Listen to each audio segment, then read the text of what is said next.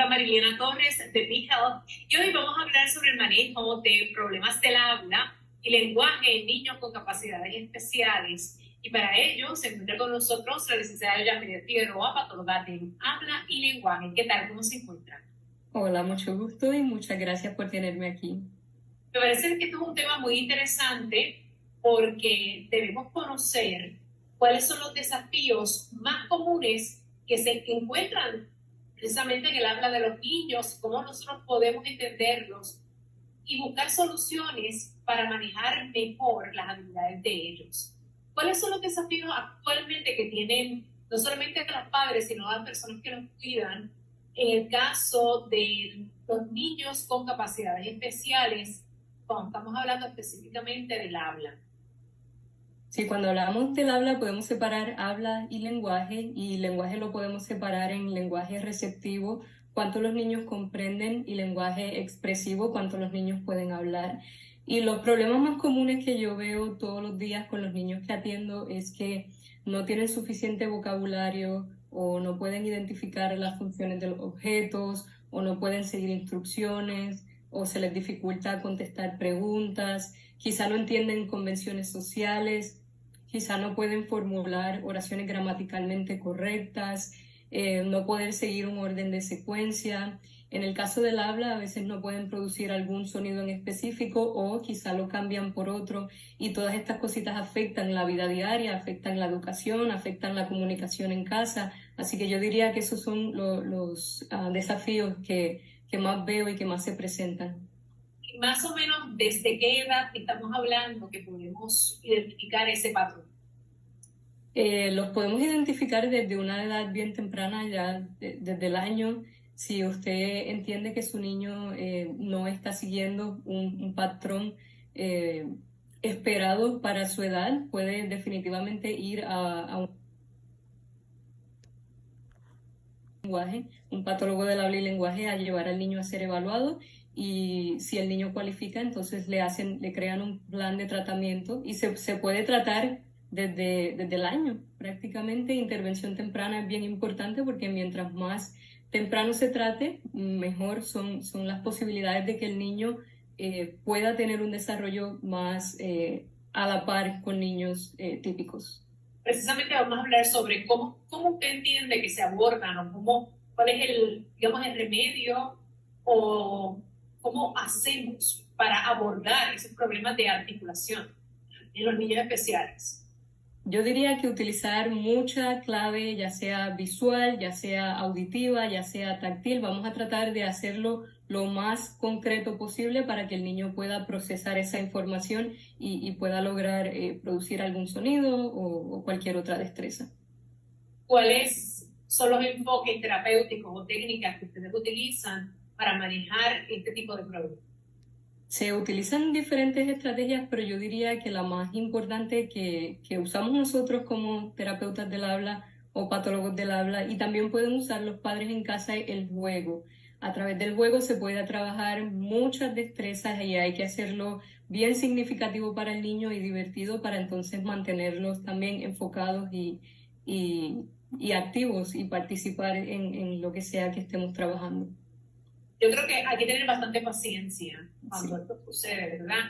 Ustedes se dan un tiempo específico como parte de la terapia, me imagino, pero a los padres hay que educarlos y las personas que están con los niños a tener un poco más de paciencia. Yo creo que es parte fundamental de la terapia, ¿verdad? Claro que sí, definitivamente mucha paciencia y que los padres también se eduquen un poquito en qué es lo que se espera a cierta edad, y si su niño tiene una condición en particular, entender que el proceso va a ser un poquito más lento y que hay que tener mucha paciencia, pero lo importante es la perseverancia. ¿Cuál es la estrategia que usted diría o que puede identificar que es más efectiva a la hora de fomentar esa comunicación entre padre e hijo?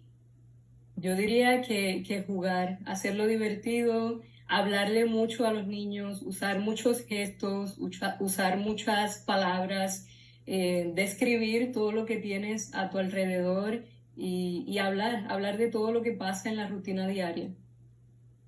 Vamos a tratar de llevarle un mensaje a los padres, ¿verdad? O los recién estrenados padres, que está en ese proceso de ver el desarrollo de su niño, ¿cuáles son las diferencias que ellos pueden establecer al observar a su niño, al hablar con ellos, con relación al habla y el lenguaje? ¿Qué usted puede diferenciar? Hay unos estándares ya que los padres pueden quizá buscar en internet o hablar con algún especialista. Algunos son un poquito diferentes a otros, pero la base, si tu niño tiene 1 año, se espera que utilice palabras. Si tiene 2 años, se espera que utilice 2 palabras juntas y empiece a formular frases. Y ya si tiene 3, esperamos que forme frases más complicadas o más complejas y también pueda formar oraciones. Si usted entiende que su niño no está todavía en su área o no está desarrollándose al mismo ritmo que quizás otros niños de su edad, entonces definitivamente buscar ayuda y ser evaluado por un patólogo del habla. Específicamente tiene que ser un patólogo del habla. Le pregunto porque a veces pues la sugerencia viene específicamente de pediatra, pero debe ir a un médico o un licenciado más especializado. Correcto, los pediatras algunos sí refieren los casos a los patólogos del habla, otros quizá esa no es su área de expertise y quizá le dicen no, espera o puede que pase después, pero yo siempre les recomiendo a todos los padres, si tiene la duda, llévelo a un patólogo del habla a ser evaluado y cuando le hagan una evaluación completa se determina si el niño necesita o no terapia. Ok, vamos a hablar ahora un poquito sobre la herramienta que usted desarrolló para los padres, precisamente, todos aquellos que nos están viendo, los cuidadores, para facilitar, ¿verdad? Ayudar las terapias de las que usted ha estado hablando. ¿De qué consiste esa herramienta?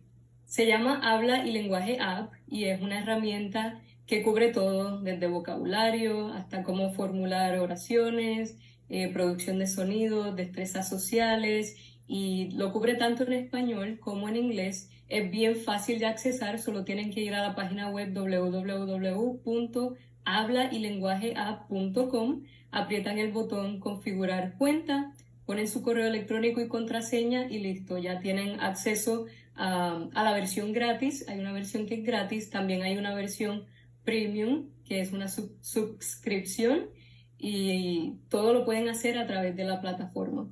¿Y cómo ayuda esto a las familias?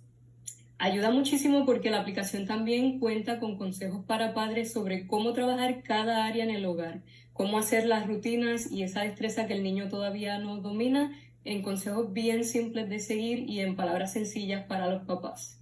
Generalmente, ¿cuáles son, digamos, las destrezas que más usted entiende que los niños no dominan, las que prevalecen, que hay que darle más seguimiento y más digamos, identificarlas con premura para que el niño pueda seguir hacia adelante? Tener un vocabulario extenso, tanto lo que entiendan como lo que pueden expresar, es bien importante para que entonces el niño pueda comunicar más emociones, más deseos, negarse o aceptar algo o dar un cumplido. El vocabulario es bien importante, que sea grande. También que puedan responder preguntas y puedan participar en una conversación es bien importante, y una que a los papás les preocupa mucho es seguir instrucciones. Esa definitivamente es algo que se tiene que trabajar mucho y comprender si el niño tiene alguna dificultad que no lo deja hacer esa destreza y entonces trabajarla para que pueda hacerlo no tan solo en casa, también en la escuela y en cualquier otro lugar en el que se encuentre. Usted ha destacado y continuamente, ¿verdad?, involucrar a los niños en todo para que puedan dominar, para promover ese lenguaje, ¿verdad?, y el habla. Pero hay veces que muchas familias tienen por costumbre decir a los niños, no, ve a tu cuarto y no te involucres en esta conversación que es de adultos. ¿Eso es correcto o cuál es su sugerencia al respecto? En algunos casos va a haber unas conversaciones en que los niños no deberían participar, quizá no son temas apropiados para su edad, pero yo sí trato de que los padres involucren a los niños lo más posible en todos los temas que sean apropiados para sus edades, que sí los involucren, que les pregunten, que los hagan parte de la conversación, que los hagan parte de tomar decisiones en el hogar, y no va a aplicar a todo y cada una de las cosas que se hacen en casa, pero las que sí se puedan, que los involucren lo más que puedan. Hemos visto en internet, por ejemplo, los padres que